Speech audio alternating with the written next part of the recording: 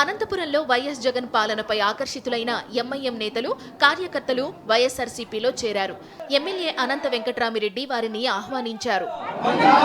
సమక్షంలో MIM party నుంచి ఒక 95 కుటుంబాలు చేరడం జరిగింది.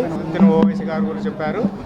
ఇక్కడ ఆంధ్రప్రదేశ్లో అయితే ఎటు పోటీ లేదు కాబట్టి వైఎస్ఆర్సీపీకి సపోర్ట్ ఉంది కాబట్టి మేము వెనక నుండి కృషి చేయడం అంటే పార్టీలోనే ఉండి బలోపేతం చేసి భారీ మెజార్టీతో గెలిపించుకోవాలని మా వంతున కృషి చేస్తున్నాం. నగర అధ్యక్షులైన చిరంజీవి గారు, అలాగే జనరల్స్ ప్రధాన కార్యదర్శి అల్లా బాగస్ గారు, 23వ డివిజన్ ఈ ఎంఐఎం యొక్క కన్వీనర్ దాదు గారు, ఇంకా చాలామంది కూడా ఈరోజు కూడా వైఎస్ఆర్ కాంగ్రెస్ పార్టీలో చేరారు.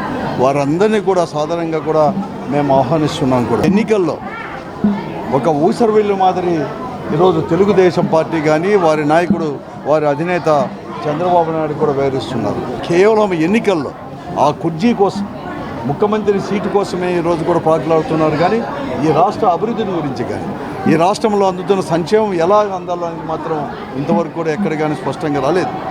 తిరుపతి జిల్లా మదనపల్లి నియోజకవర్గంలోని కోళ్ల బైలు పంచాయతీకి చెందిన పలువురు టీడీపీ నేతలు, కార్యకర్తలు వైఎస్ఆర్సీపీలో చేరారు. మదనపల్లి వైఎస్ఆర్సీపీ అభ్యర్థి నిస్సార్ అహ్మద్ పార్టీ కండువాను కప్పి వారిని ఆహ్వానించారు. వైఎస్ జగన్ పాలనలో సామాజిక న్యాయం, సంక్షేమ పథకాలు, ఆయన తీసుకునే నిర్ణయాలు ఇతర పార్టీలను, నేతలను సైతం ఆకర్షిస్తున్నాయి.